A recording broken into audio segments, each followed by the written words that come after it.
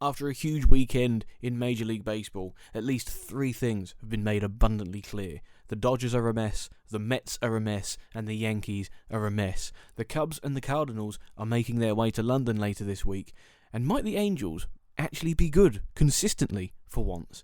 The Oakland A's fans let Rob Manfred know exactly how they feel about their potential relocation to Las Vegas. So let's talk baseball.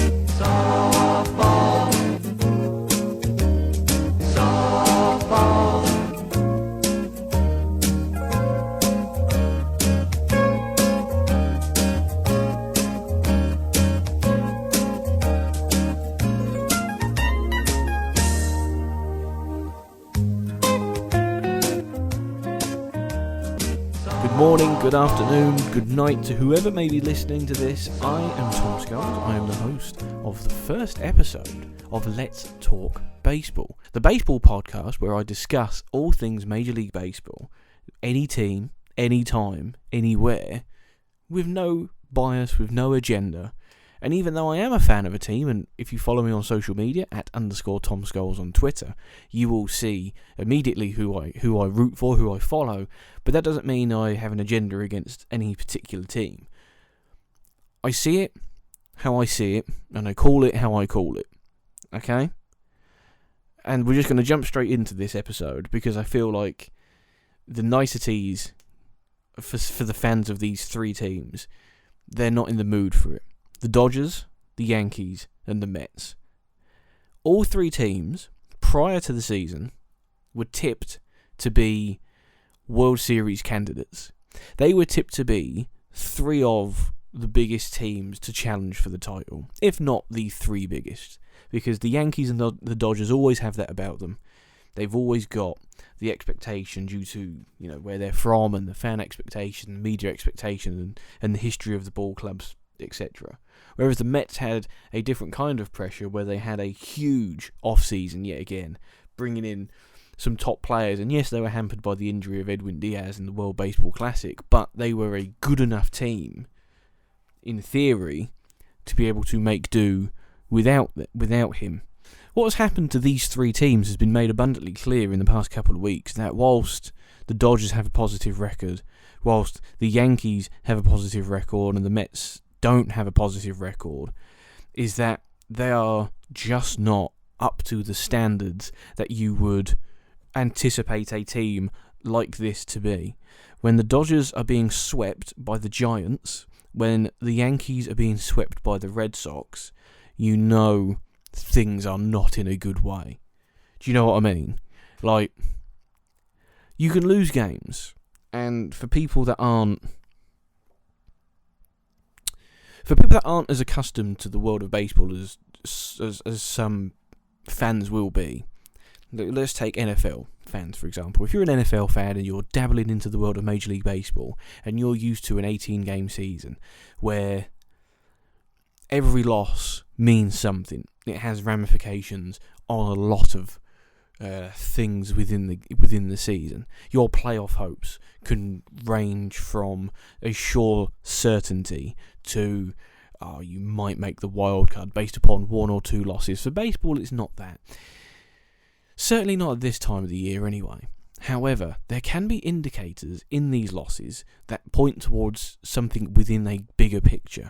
It's for example, the Dodgers losing 15-0 to the San Francisco Giants the other day.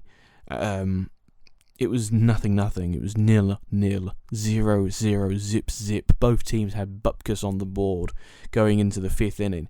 And then the Giants just decided to put 4 on the board. And it all unravelled from there. It wasn't like the Dodgers were pipped to the post, so to speak. You know, I'm just clicking now on an article from the New York Post from the 18th, so, not too long ago, with the headline, Dodgers hit 125-year low with abysmal blowout loss to the Giants. It's been 125 years since the Dodgers had such a bad shutout loss at home. It's been a rough month in June for the Dodgers. They have been a roller coaster team. I think a lot of people have been looking at Dave Roberts and they're calling for him to go. I mean, put it into perspective. It matched when they lost 15-0 to the Giants the other day. It matched their worst home shutout loss ever when they lost 15-0 at home in 1898, when they were known as the Brooklyn Bridegrooms and fell to the Pittsburgh Pirates. Now, that's bad. When you've gone through, I think that's like their 5th iteration or something stupid like that. But when it's over 100 years ago, you know it's bad, right? And it's like, at what point do the Dodgers look at it and think about making some kind of change? I don't believe they will. I don't believe anything will happen. I just think Dave Roberts has a lot of credit in the bank and a lot of fans may be up against him. But at the same time, at what point do the organisation look at it and just go, you know what, we're at risk here of missing out on the playoffs? And I think that is a realistic threat right now, because you look at their standings in the NL West. They're 3rd now. They're 4 games off the Diamondbacks, but the Diamondbacks have consistently shown that they're not going away anytime soon, barring a disaster. You know, they're a team that I think most people would have had to finish 4th in the division. But, you know, when the Giants are half a game ahead of the Dodgers, and they've got room on the Padres between 3rd and 4th. But when you're looking at that and going, oh, they've got room between 3rd and 4th on the Padres, that's not a good thing. That's not a good thing whatsoever. So I think, again, it's a perspective thing, because at the end of the day, you know, they'd be winning the NL Central, and that's not saying much, but they'd be winning the AL Central as well. So they're not an awful team by any stretch of the imagination. However, they are not meeting the expectations that they should be. Like, you compare it to the reaction that the Reds have had in the NL Central. A lot of people are looking at the Reds, and I love watching the Reds play, but they have a worse record than the Dodgers by a good few games. But they've played in such a way that I think people are excited and they're optimistic about them, and I don't think they have that optimism about the Dodgers. You know, the future of Dave Roberts is in question. A lot of the players haven't performed to the level they have. Certainly not in the bullpen for them. At one point, you know, I think we can let them have this. They've been dealing with a lot of injuries, so, you know, we'll touch upon injuries later on when we discuss the Yankees. But to build a solid team when you have so many players out injured is difficult, and I think a lot of people understand that, and a lot of people have sympathy for that. However, when you look at the team they have and they are putting out, so let's find the team they put out against the Giants. Here we go. So it was Mookie Betts, Freddie Freeman, Will Smith, David Peralta, JD Martinez, James Outman, Miguel Vargas, Jason Hayward, Johnny DeLuca, Michael Busch, and Miguel Rojas. Okay, that team maybe isn't good enough to, you know, win the division, but it's certainly good enough to do better, a lot better. And this is where I think the frustration from the fans comes from. You know, Mookie went 0 for 5. Freddie Freeman got 1 hit. I don't know. Maybe I'm just being hypercritical of it all. But I don't think I am. I don't think I am, because I think a lot of the sentiments that I'm going with, is shared by the fans. Yes, there's the injury situation they have to deal with, and that's it borders on bad luck to bad preparation from the medical side of things. However, sometimes you just can't help some of the injuries, and when you have that many players on your team, the depth is not as deep, so to speak, as people would want it to be, and that's understandable, because when you've got a lot of players, you've got a top heavy team, your bench players aren't always going to be at top nick, because your money is going towards your top players, etc., etc. Everybody knows how that works. It works in all forms of sport. There's not a new invention by any stretch of the imagination. But one thing I've always thought about Dave Roberts' time with the Dodgers is they've always seemed to go through bad spells at various times in seasons. And they've always seemed to kind of like find a way to bounce back and to kind of address the situation within themselves, like a good team does. However, at this time, it feels a little bit different, because I feel like, and again, we'll move on to the Yankees, because I think the point kind of it matches up with both of them, is watching the team.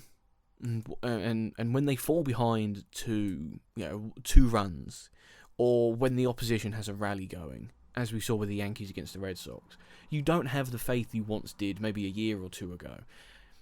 I feel like the Dodgers have that currently, the Yankees have that currently, and we'll move on to the Yankees now, where they're another team that has been decimated by injuries at different parts of the season. But what I think is most concerning is they have players within that team who should be good enough to pull them out of the slump they're in. Aaron Judge, I think Jared Carabis, he tweeted it yesterday as the Yankees lost to the Red Sox. No player is more important to a single team in baseball right now than Aaron Judge to the Yankees. And I think he got a bit of backlash at first, but when you think about what he means, I make him spot on. I think, there's the debate is who's better, Aaron Judge or Shohei Ohtani. Okay, and that's one debate. But what I think people kind of got confused with was he wasn't saying who was better out of the two. It was if the Angels lost Shohei Ohtani, they still have Mike Trout. And it works the other way around. If the Angels lost Mike Trout, they still have Shohei Ohtani. They'd be weaker without them. Without one of them, of course they would be, because they're such good players. However, if you were to remove both of them, that has the same impact that it does on the Yankees losing one Aaron Judge, because ever since he stubbed his toe in Dodger Stadium, making that incredible catch, the team's fallen off a cliff. They've been so bad, and I think the concerning thing is, and again it kind of goes with what we were talking about with the Dodgers, is you have no hope when they come up in tough situations. Giancarlo Stanton, Anthony Rizzo, DJ LeMahieu, Gleyber Torres, to a lesser extent, Anthony Volpe, who's gotten a lot of criticism this season at various points, and I think my thing is,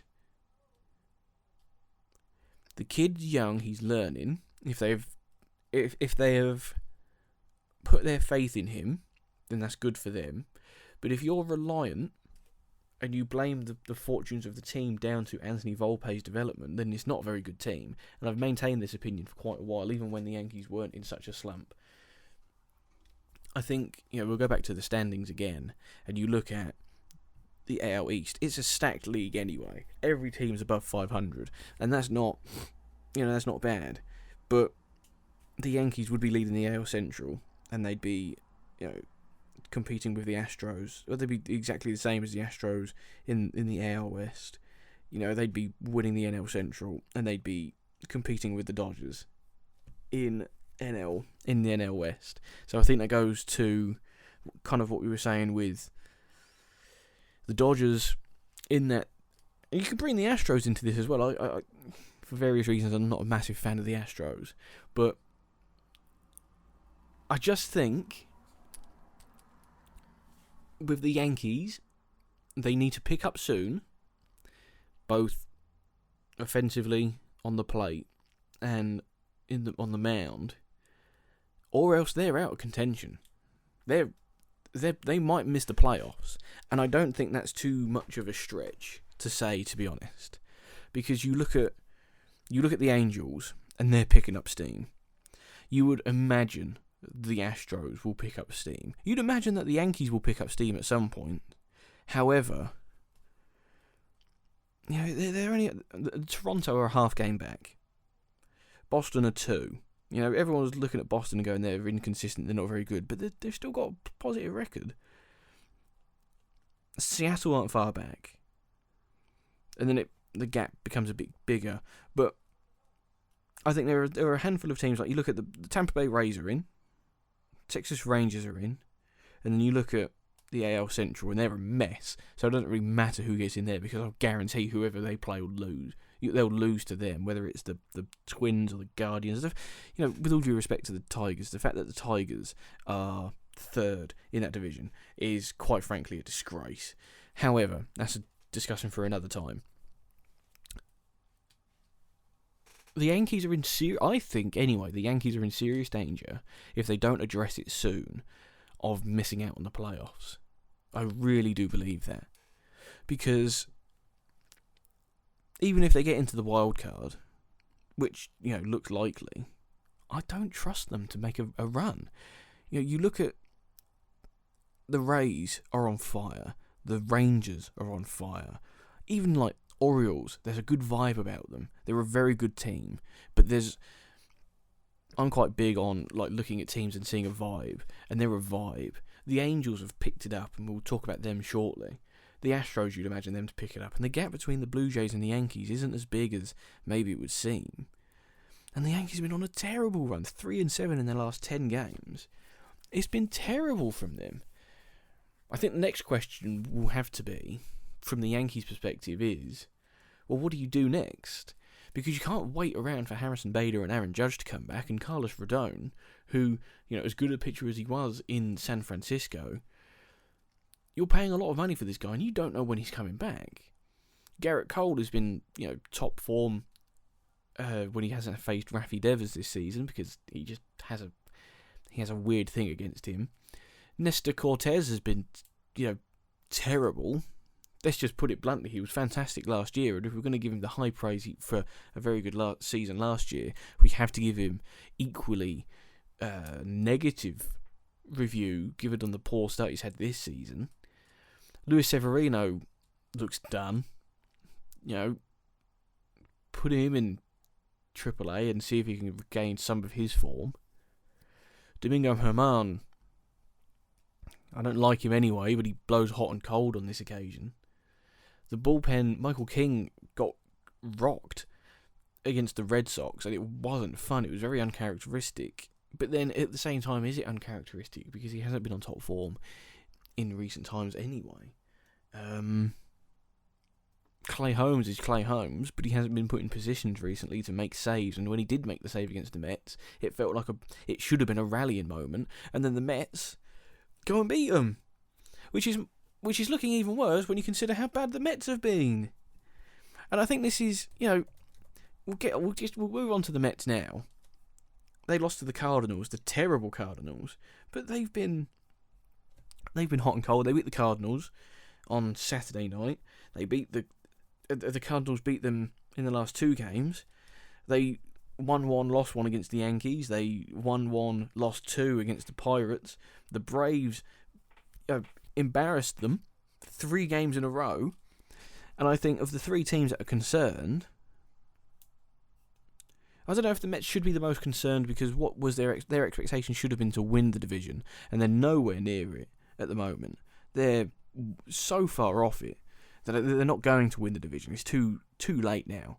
But you would have said second place minimum for the Mets, and they've been woeful this season. When you're losing to this Cardinals team at home, no, I'm not having that. These are three teams in the Dodgers, the Yankees, and the Mets who have not met expectations in the slightest so far. They all have their own individual expectations, and they've not met either. They've not met any of them. However, where do they go from here? And I think that would be the question for a lot of these teams. I don't know what room the Mets have. There's arguments to be made that all three managers should be moved on. What space have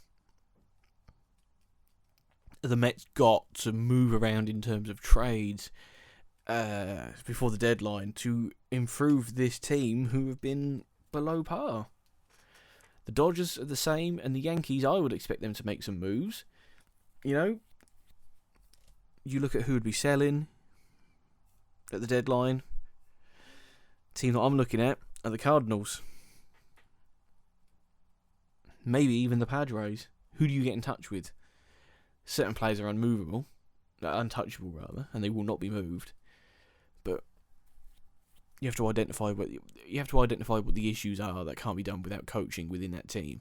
And I think you look at the Yankees and you look at that lineup from 1 to 9, and there's power and there's home runs in there. There are runs in this team. They just need to be smarter at the plate and utilise the offensive power that they have. So you look at pitching. I think Jack Flaherty from the Cardinals is the one you go for. I think he improves the Yankees to a good degree. They'd certainly be better than they are now. As for the Mets and the Dodgers, maybe it is a managerial change that you need. Because I don't know who they've got the room to go in to trade for. They've spent loads of money. The Mets. Who would you get rid of? Who has trade value in your team? And this is it. This is the problem they've got themselves in. They didn't expect to be here. A team that also probably didn't expect to be where they were, the Angels. They're definitely not going to be selling, because they've got the best player in the game and one of the best, most talented players that have ever played the game in Shohei Ohtani and Mike Trout. They're inconsistent at the best of times. They have a name for it. They have a habit of it. And they're ahead of the Astros. For how long we don't know. They're a game ahead of them. But I hope the Angels do well. I hope the Angels make the postseason. I think Trout and Ohtani deserve to be on that stage. As long as it's not, at the expense of whoever my team may be, then I'll be happy. I want to see it happen. But for the three teams that were mentioned before, they just need to buck their ideas up. I think for one of them, certainly the Yankees, I think the fix is easier. They have the talent. They just need to harness it in a better way. Because they've shown at times this season just how good they can be. The win against the Mets was a perfect example of what this team can produce. You've seen plays from Anthony Volpe, Anthony Rizzo, DJ LeMahieu, who's been probably one of his worst seasons ever at the plate, maybe even his worst.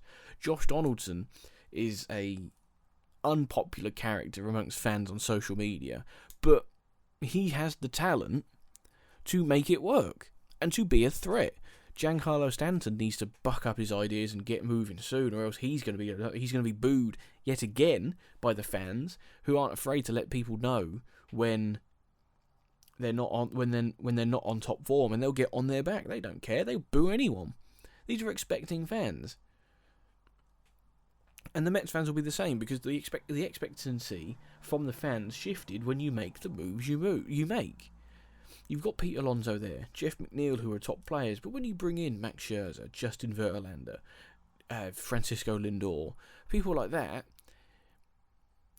you go from plucky Mets to gotta get it done Mets, and it doesn't seem to be like they're getting anything done other than losing. So they need to sort themselves out. I think it might be too late for this season, barring a huge turnaround. But there's still time left. It'll be interesting to revisit this when the deadline comes and see what moves are made. I don't trust the Yankees hierarchy in the front office to make the moves they need to make. They made their big move in re-signing Aaron Judge, and signing Carlos Rodon was a great deal at the time, and then it emerged he doesn't have a spine, or whatever nonsense it was, and it's kind of like, you look at the way that medical was done, and you look at the injury problems the Yankees have had across the season, and you do question who is leading this team. You really do question it. I don't have any faith in them to make the trades, but I think they've got the easiest solution to getting into the playoffs. I think the Dodgers will make it in there anyway. I think the Yankees are suffering because of the strength of the American League at the moment. But of the three teams mentioned who will get into the playoffs, at least two of them, I'll leave you to decide which one it is. Tweet me who you think it will be. Please, I want to get involved in the conversation. I want to hear what people have to say. So that's those three teams looked into. The other day, I actually recorded the first draft of this episode. Unfortunately, I was too ill on the day to edit it fully and post it, because there were a couple of, hiccups along the way. So I had to clean it up. I had to sort it out. But at the end of the episode, or the last 15 minutes or so, I went on like a rant against the Major League Baseball Commissioner, Rob Manfred, John Fisher of the Oakland Athletics. And I just had this kind of like no script, just went. I'm not an A's fan, as I'll mention many times in this, but I have a strong feeling towards relocation and taking teams from fans when they haven't done anything to deserve it. So what you're about to hear now isn't me now. As you can probably you'll tell between the voices that my voice right now is not in the best of shape. I was at an event at the Emirates Stadium on Saturday evening, and this is the best I've sounded in 2 days. I had a bloody good time and all. However, you'll tell between the different voices, this is not me right now. What you're about to hear of me talking about the Oakland Athletics was recorded a couple of days ago. And the voice is a lot more clearer. It's a lot less husky. It's a lot less Barry White induced. However, hopefully you enjoy it, and the tail end of the episode will be there. So, this is Monday 19th of June, Tom signing off and handing over to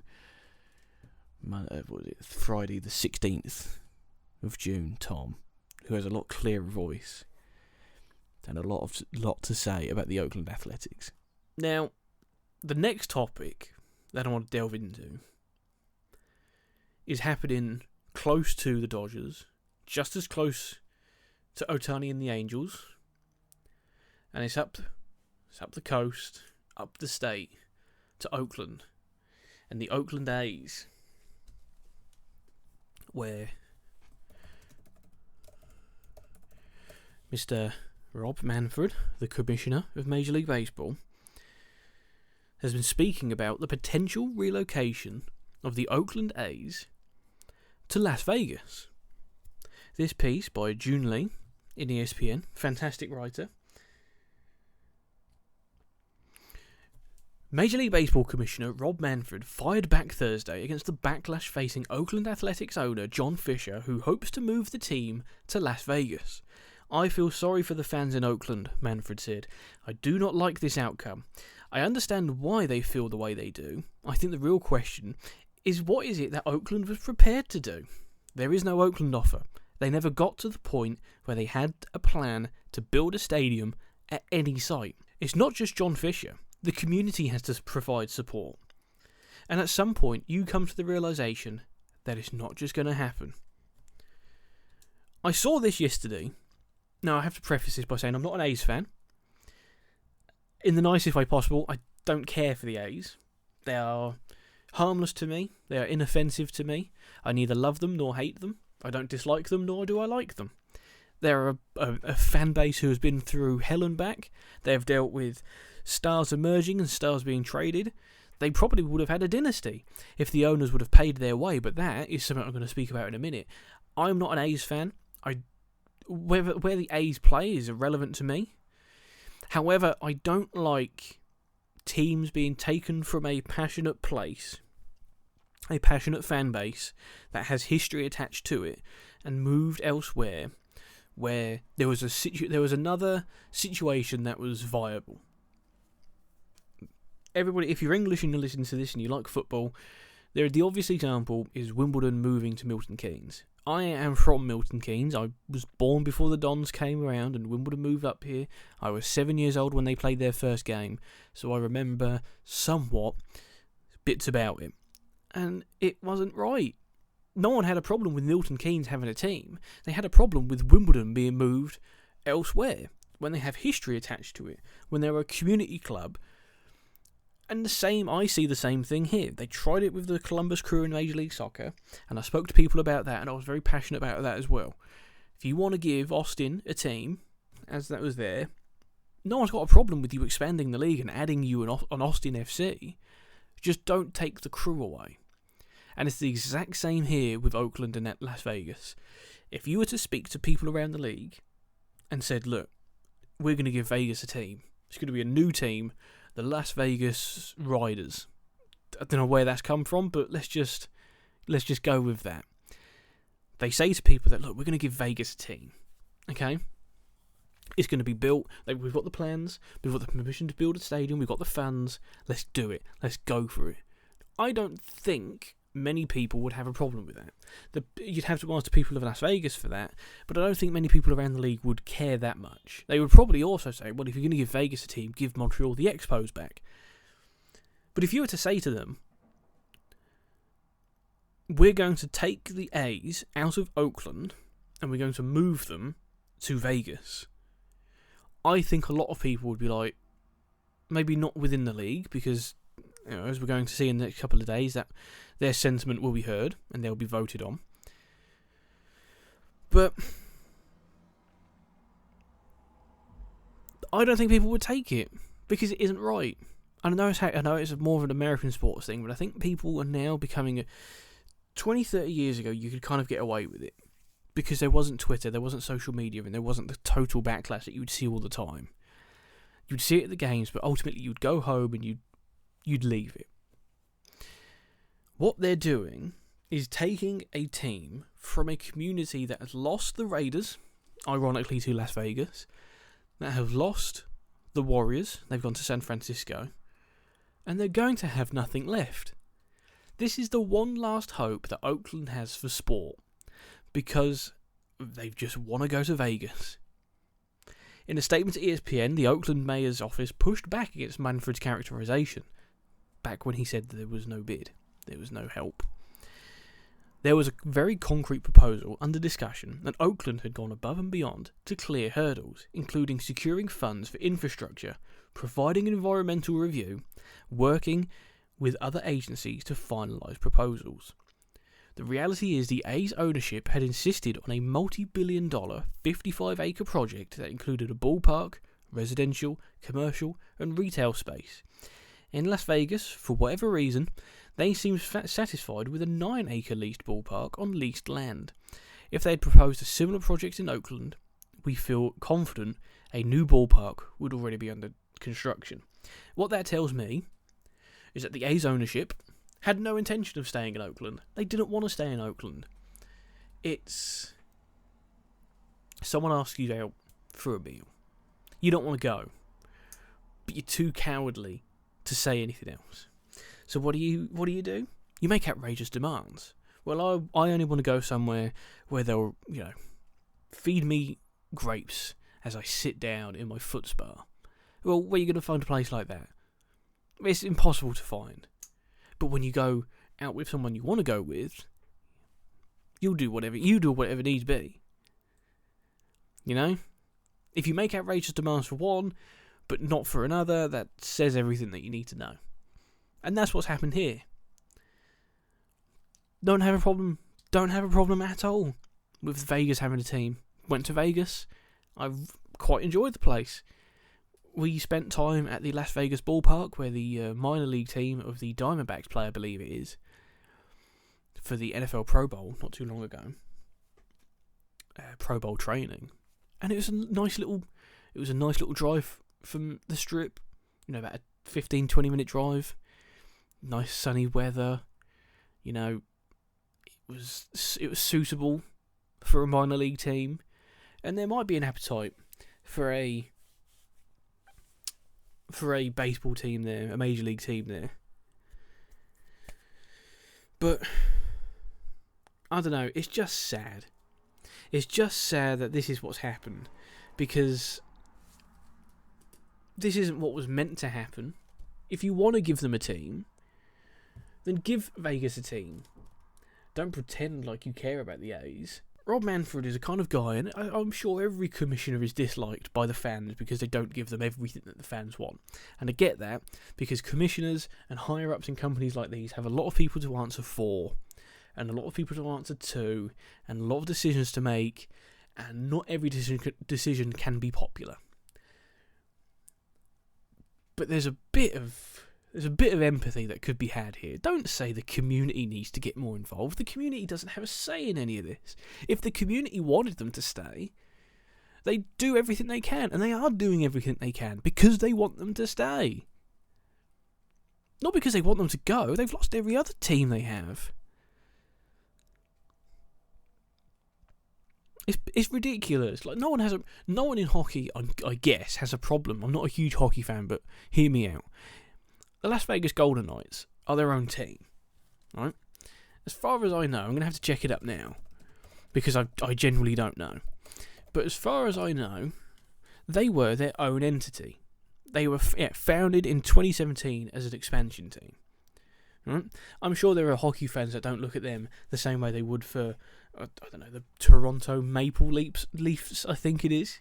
Right, and that's fine, because an expansion team you're gonna get laughed at the same way the Diamondbacks probably were, and the same way that the Marlins probably were. And it just is how it is. Teething problems and all of that kind of stuff. But now they have their own identity because they are their own team. Whoever the Vegas team is called will never. It'll be at this rate. It'll be the Las Vegas Athletics, but it just won't be the same, because it's not where the history was. It's not where the fans grew up. How many of the Vegas fans will be from Vegas? And I know that's not a massive issue, right? But Oakland has a fan base of hardcore fans, right?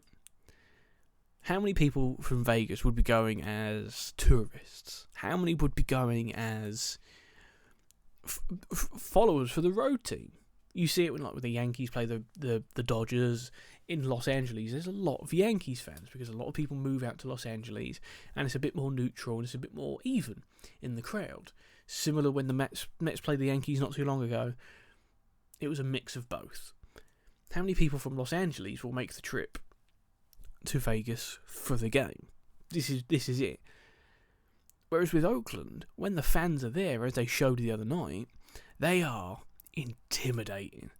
They are loud. They're fun. They're a good team. And I think what the league is doing is a disgrace, to be perfectly honest. I don't like how they've gone about it. Create 2 more expansion teams.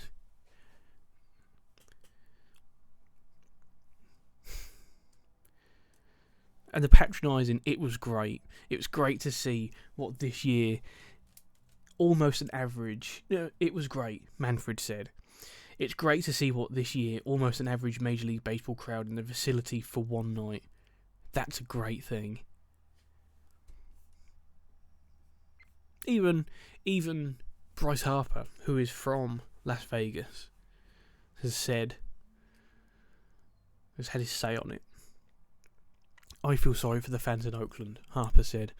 It's just not right. They have so much history in Oakland.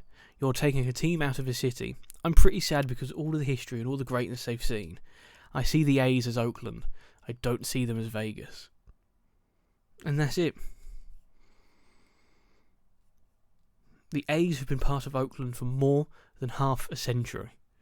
The A's are Oakland. Yes, the A's have been elsewhere. But for the majority of people, the A's are Oakland. And Oakland is for the A's. Not Las Vegas. The Las Vegas team can have their own name. In their own colours. And start their own history. I don't care. Nothing against Las Vegas. It's nothing against Las Vegas wanting a team. But there's got to be a way that you can do this without ripping the A's out of Oakland. While the A's may not be... This is how the ESPN piece ends. While the A's might not be in Oakland much longer, Manfred said he hopes the sport did not lose fans in the city. I hope they stay baseball fans, Manfred said, whatever team they decide to affiliate with. I've got an idea. If you want Oakland to have baseball fans, keep baseball in Oakland. Because that way, they're going to support, they're going to root, they're going to cheer for their Oakland A's. Well, that was a bit of a rant I didn't expect to go on. Nevertheless,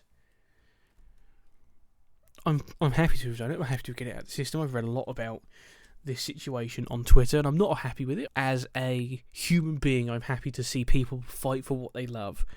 But as a baseball fan, I don't like the treatment they've received, and I don't like what's happened with them. Thank you for sitting there listening, or running, sitting, wherever you may be, listening to this, as I rant away at my desk into my microphone about something that is happening thousands of miles away that I have no interest in.